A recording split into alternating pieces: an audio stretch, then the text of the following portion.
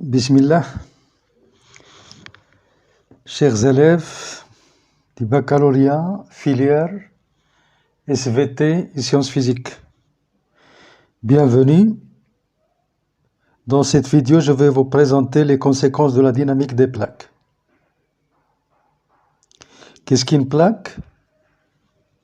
Une plaque, c'est une portion très grande de la lithosphère qui est stable et qui est délimitée par des limites très actives de point de vue volcanique et de point de vue sismique.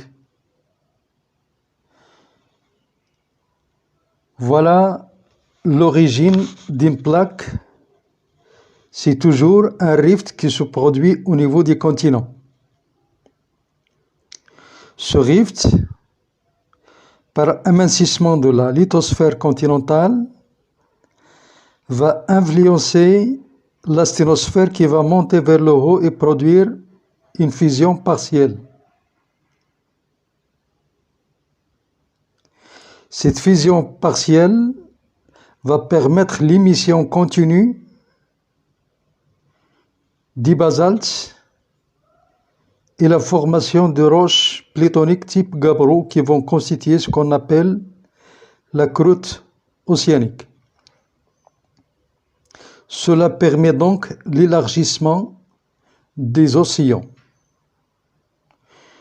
Donc, à travers la comparaison des deux illustrations, la première, c'est que les plaques se forment au niveau de l'axe de la dorsale, un rift qui, après avoir fonctionné des millions d'années, il va donner des océans qui vont permettre la séparation des continents qui étaient auparavant unis en un seul continent là. Cette expansion océanique n'est pas à l'infini. À un temps précis, qui est au-dessous d'un seuil de 200 millions d'années,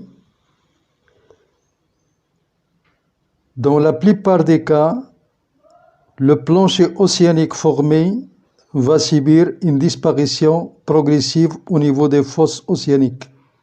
C'est ce qu'on appelle la zone de subduction. Cette subduction qui permet la disparition de la lithosphère océanique de façon continue durant des millions d'années pour aboutir à un rapprochement des continents qui étaient auparavant séparés et qui entrent en collision. Toute cette dynamique des plaques, qui sont des grandes portions, comme j'ai dit, un grand étendu à l'échelle kilométrique, qui est stable et qui est en mouvement. Ce mouvement est permanent via des limites des plaques. Il faut savoir qu'il y a 3 types de limites de plaques. Première limite, ce sont les limites de divergence. Ce sont les limites de divergence, limite de divergence, c'est là. Là, ce sont des limites de divergence. Exemple, rift médio-océanique à l'intérieur de l'océan ou bien au milieu de l'océan Atlantique. Comme on peut voir des limites de convergence, là en rouge.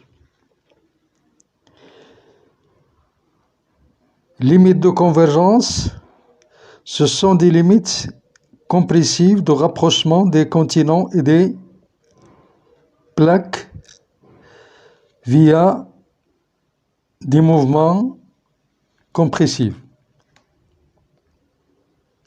En plus de ces limites,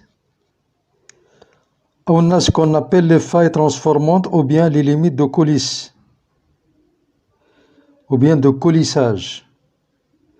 qui permet le glissement de portions les uns par rapport aux autres.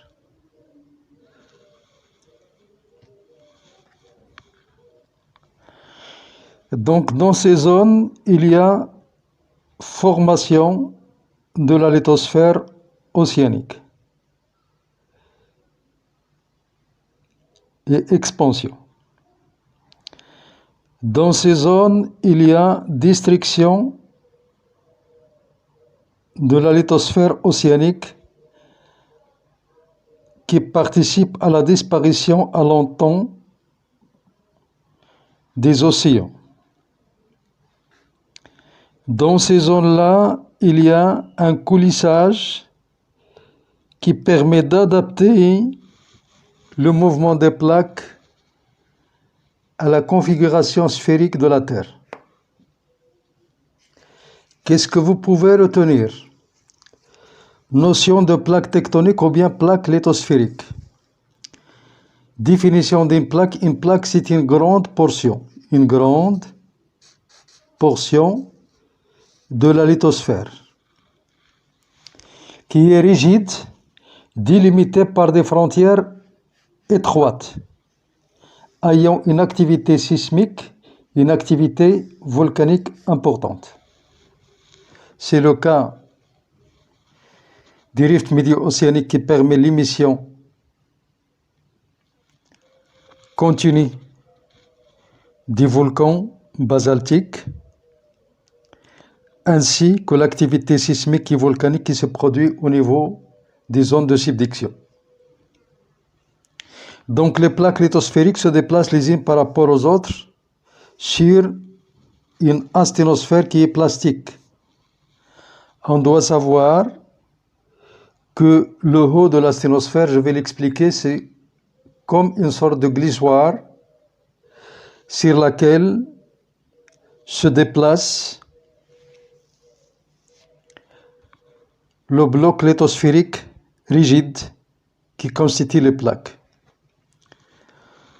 On doit donc distinguer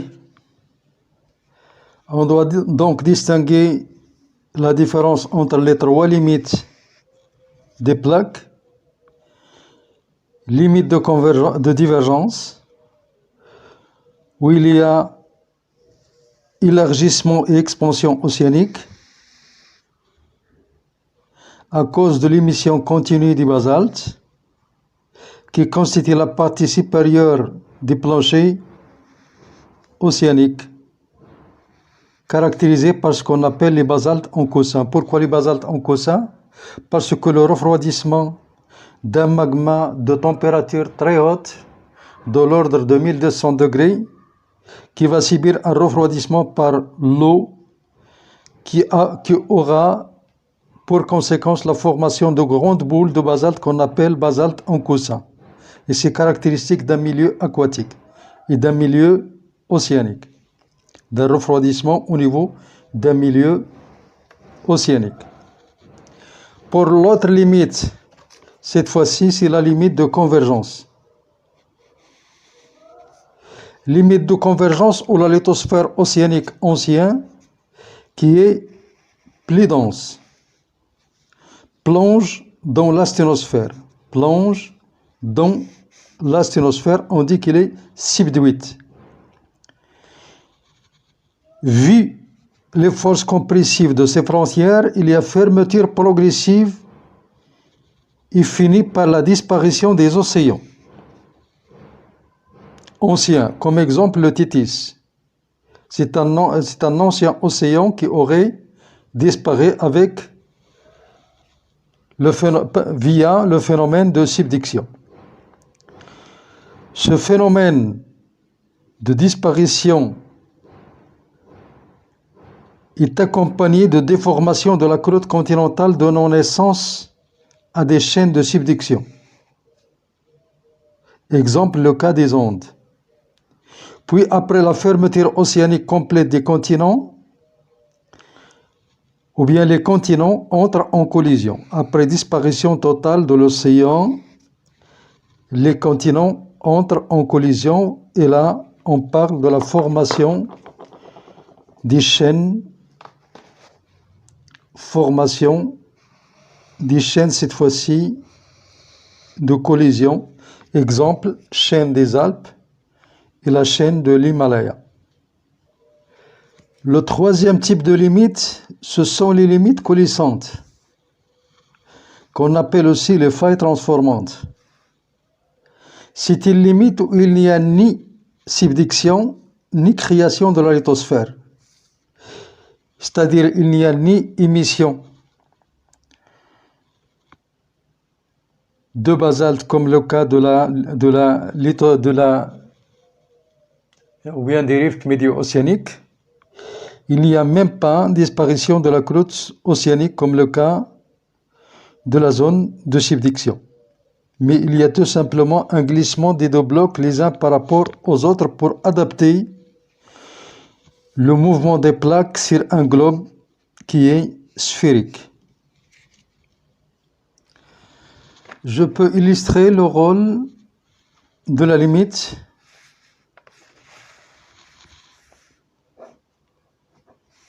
de divergence. Limite de divergence. Comment il se produit? Par des forces distensives. On a la croûte continentale qui est type granit ou bien granitoïde, croûte continentale. Là, c'est le manteau supérieur solide. Voilà. Là, on a sur le manteau ce qu'on appelle les péridotites. Péridotites.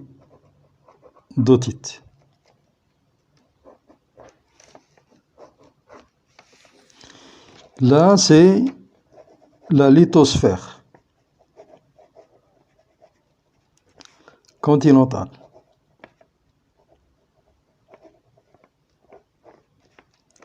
Lithosphère continentale. Il est délimité en bas par ce qu'on appelle la LVZ, niveau supérieur de la LVZ, qui appartient à ce qu'on appelle l'asténosphère.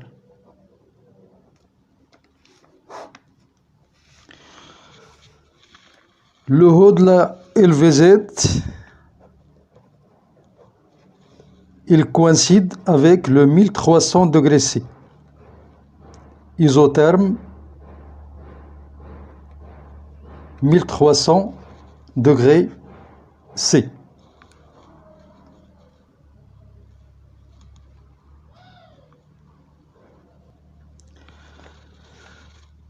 Donc je peux matérialiser le granit là, de la croûte continentale.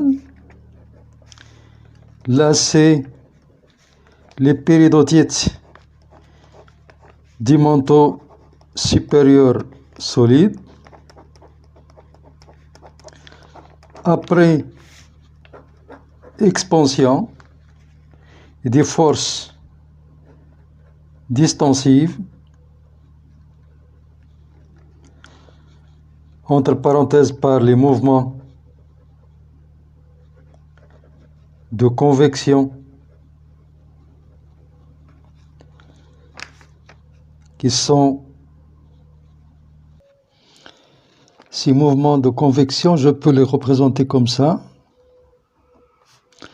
dans deux sens opposés. Mouvement de convection. Ces mouvements de convection de sens opposés vont donner ce qu'on appelle les contraintes extensives. Ils vont permettre de déchirer la croûte continentale qui va devenir très mince. Cet amincissement permet la montée de l'asténosphère vers le haut. Remontée de l'asténosphère et des gradients G thermiques élevés, ce qui va aboutir à une fusion partielle. Toujours de la zone supérieure de l'asténosphère et du manteau supérieur, il y aura débit de l'émission de basalte.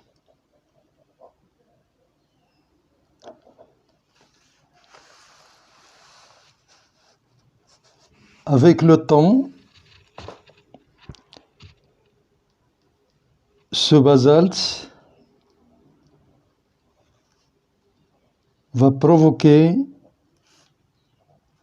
l'expansion océanique. En effet, nous avons là ce qu'on appelle un basalte récent. Et là, c'est du basalte qui est ancien, plusieurs millions d'années. Au fur et à mesure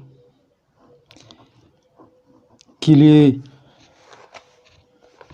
continuité de phénomènes de convection à l'intérieur de l'asténosphère, c'est-à-dire du manteau, il y a l'émission de basalte qui se refroidit rapidement et qui va donner ce qu'on appelle le plancher océanique avec en bas le gabbro. Ce basalte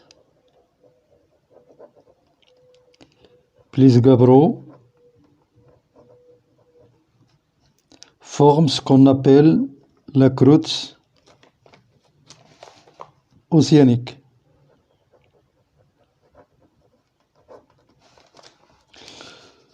Sur cette croûte océanique, on trouve les péridotites du manteau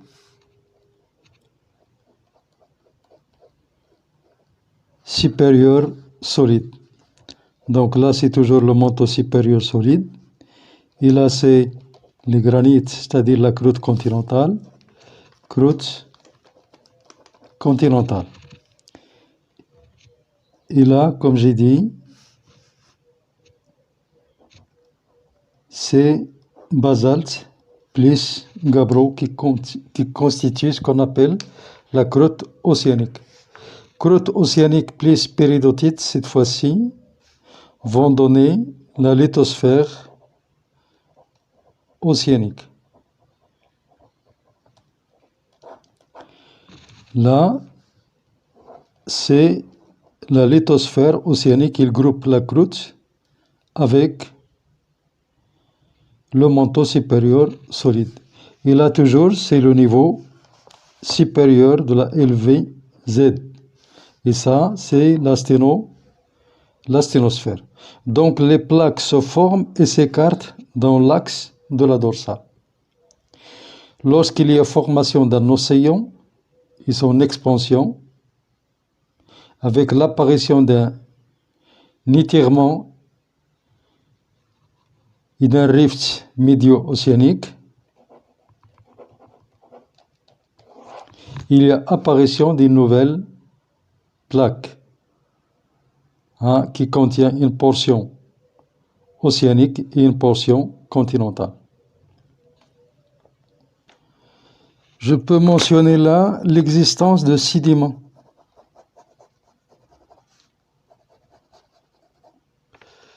Ça, c'est des sédiments. Sédiments marins qui peuvent contenir des fossiles avec le temps et qui sera élément clé pour déterminer le mouvement des plaques et la dynamique tectonique. Voilà pour ce petit cadran-là, je peux le grossir, l'agrandir, pour donner ce qu'on appelle une colonne. Une colonne qui montre les constituants de la lithosphère océanique.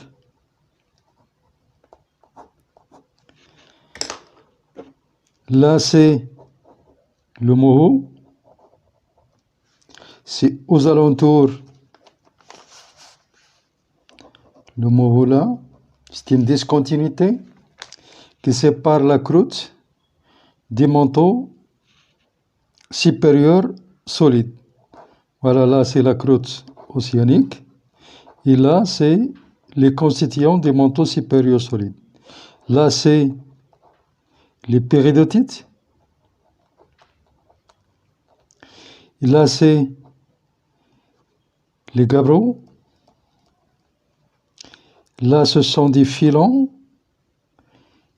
Et là, c'est le basalte. Et en haut, on aura les sédiments. Donc, sédiments.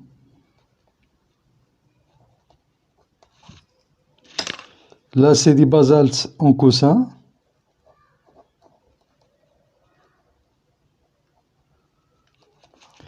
Là, c'est des filons.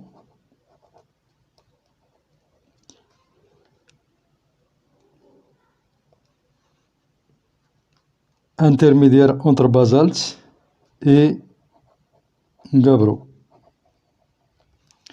L'ensemble de ces éléments constitue la croûte océanique, délimitée par le Moho. Sur le Moho, on a les péridotites qui appartiennent au manteau supérieur solide. Ça, c'est primordial, vous devez le savoir, le plancher océanique et ses constituants. Cette expansion n'est pas sans limite. Voilà toujours le granit.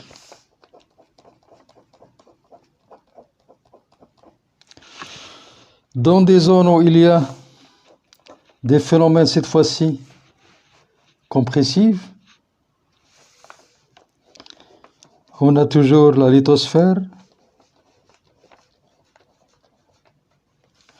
Et on a les basaltes qui surmontent le gabbro qui forme la croûte océanique. J'ai dit qu'après une expansion à long terme, on peut remarquer là l'épaisseur du manteau supérieur qui va s'élargir au fur et à mesure qu'on s'éloigne de la croûte ou bien qu'on s'éloigne des rifts médiaux océaniques. Avec le temps et avec le refroidissement, lorsqu'on s'éloigne des rifts, l'épaisseur des manteaux supérieurs solides augmente. La LVZ va basculer vers le bas, ce qui va induire l'augmentation de la densité de la croûte ou bien de la lithosphère océanique. Je peux le montrer là. Avec le temps, l'épaisseur va augmenter des manteaux supérieurs solides. La croûte océanique, elle reste constante de point de vue épaisseur. Cette augmentation de l'épaisseur va induire une augmentation de la densité de la lithosphère océanique, qui après refroidissement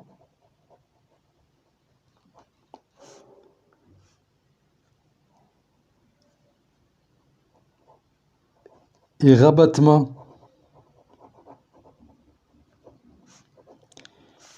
des isothermes, surtout le 1300 degrés vers le bas, c'est-à-dire vers l'asténosphère, il va induire une subduction. Cette subduction est accompagnée de plusieurs changements. On a là la lithosphère chevauchante. Et là, c'est la lithosphère plongeante. Et c'était la lithosphère océanique, dont la densité devient supérieure. Là, une densité, et là, la densité, c'est l'asténosphère.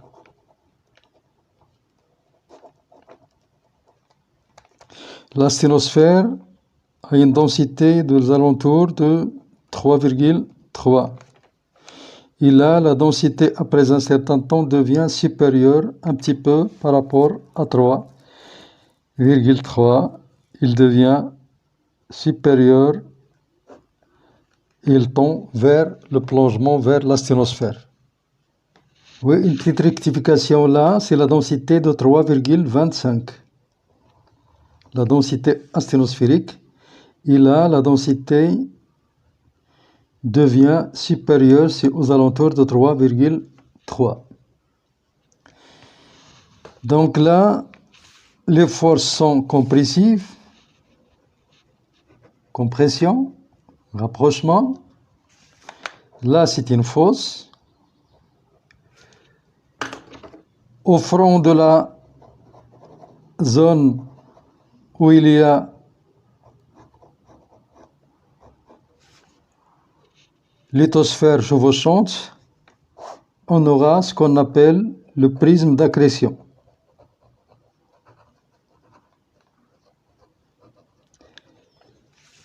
Qu'est-ce qu'un prisme d'accrétion? C'est une accumulation de roches sédimentaires qui sont rabattées à les fameuses roches sédimentaires dont j'ai parlé auparavant, vont être accumulées, groupées au niveau du front de contact. Ils vont former ce qu'on appelle un prisme d'accrétion qui est caractéristique d'une zone de subduction. En plus de cela, on a dit que lorsqu'il y a plongement de la croûte océanique, on aura l'augmentation de la pression qui va changer les roches originales type basalte et gabbro qui vont subir le métamorphisme. On parle de métagabbro par exemple.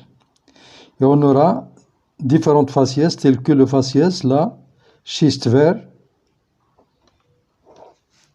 puis schiste bleu, puis éclogite, avec l'émission là de l'eau qui favorise la fusion partielle. Cette fusion partielle va aboutir à la formation de magma. Certaines quantités vont stopper à mi-chemin pour donner ce qu'on appelle les granodiorites. D'autres peuvent arriver en haut via un volcanisme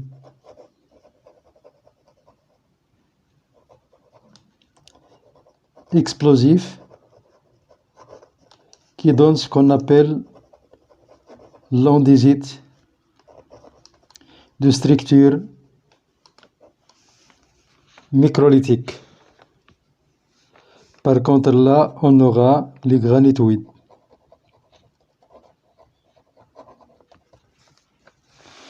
Quand ce phénomène de subduction continue, les plaques se rapprochent et s'enfuient au niveau des fosses océaniques et on aura, avec le temps,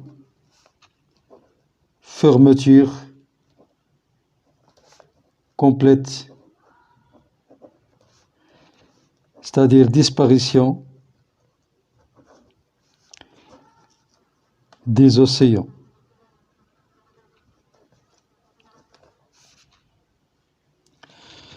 Le schéma suivant représente les 3 types de limites de plaques. 3 types. Premier type, limite de divergence. Limite de divergence, c'est là le 1.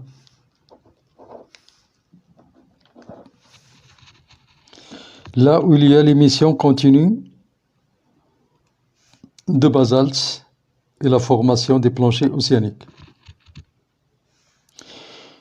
Deuxième limite, c'est la zone là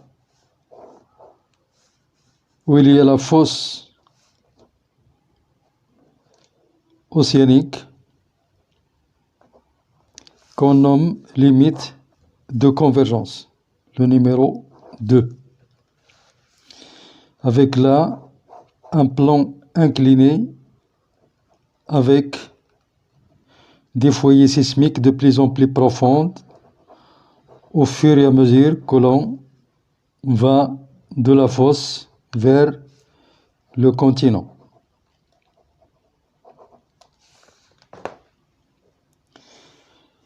Là, on a la croûte océanique. Là, c'est le manteau supérieur solide.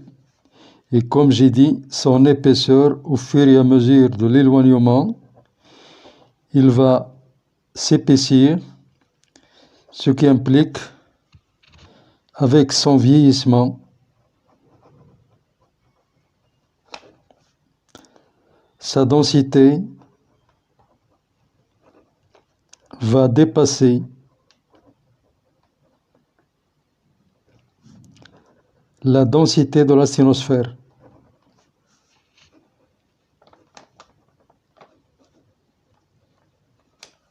Ce qui implique subduction. Pour la troisième limite, c'est là, en rouge, ce qu'on appelle limite coulissante. C'est-à-dire une faille transformante qui permet un mouvement de part et d'autre, qui permet la séparation et l'éloignement d'un élément qui était auparavant uni pour adapter ce mouvement à la structure sphérique de la Terre, ce qu'on appelle les failles transformantes.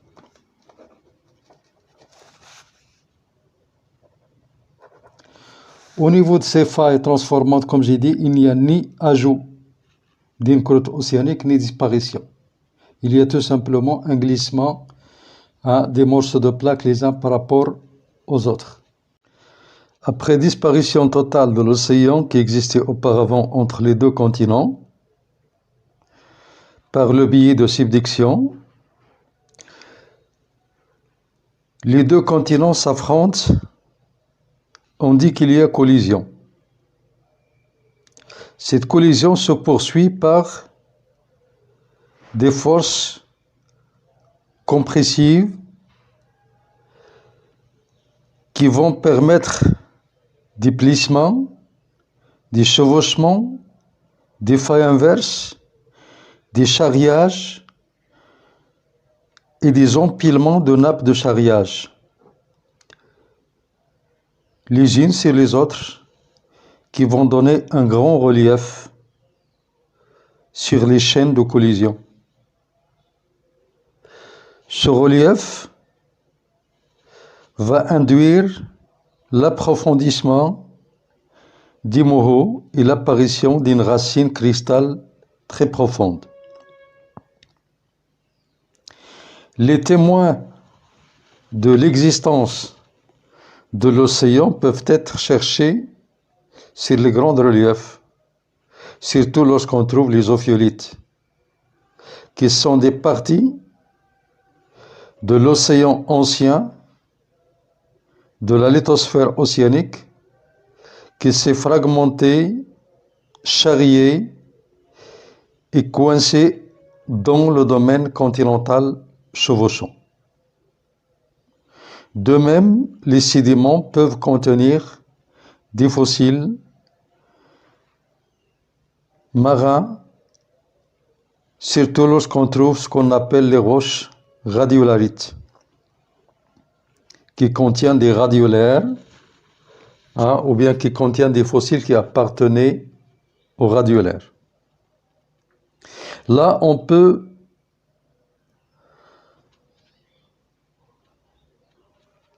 estimer la notion de subduction qui a été continue après la disparition et le blocage de la subduction continentale sous l'autre bloc continental chevauchant. On peut estimer donc le bloc qui a été subduit sous le bloc charrié. On dit que ce bloc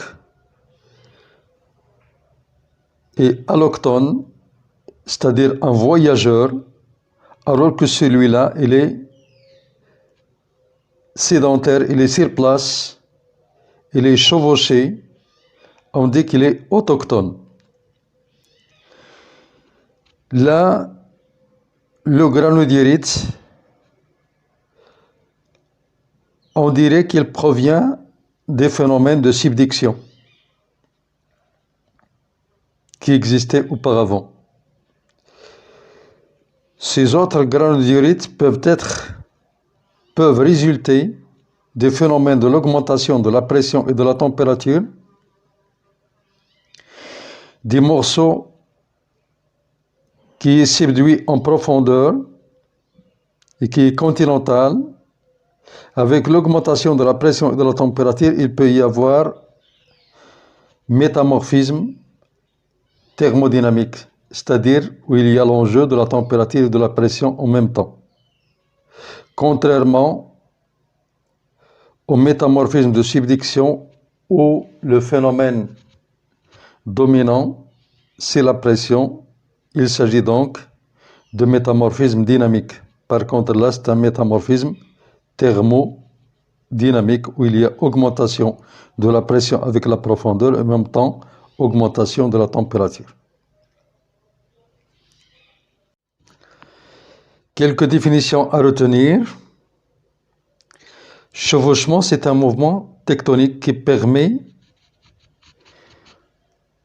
à des séries de terrains de recouvrir des autres par le biais de failles inverses. Ces failles inverses présentent la particularité d'avoir une faible inclinaison et une portée kilométrique. Pour les Nabtcharia, ce sont des unités tectoniques, c'est-à-dire des empilements de grandes portions de terrain, les unes sur les autres via le chevauchement, et cela se fait sur des grandes distances, des dizaines, voire des centaines de kilomètres. L'unité chevauchée, c'est-à-dire qui reste sur place, est nommée autochtone, alors que l'unité charriée qui voyage à grande distance est appelée allochtone. Des fragments de cette partie allochtone isolée sont nommés clips. Cet isolement peut avoir lieu par le phénomène de l'érosion. Enfin, les chaînes de montagnes de collision surtout présentent des plis, des failles inverses, des chevauchements et des nappes charriages qui permettent l'épaississement cristal et le raccourcissement de la croûte continentale, ce qui génère des reliefs très élevés. Voilà, la vidéo tient à sa fin. Merci pour votre suivi.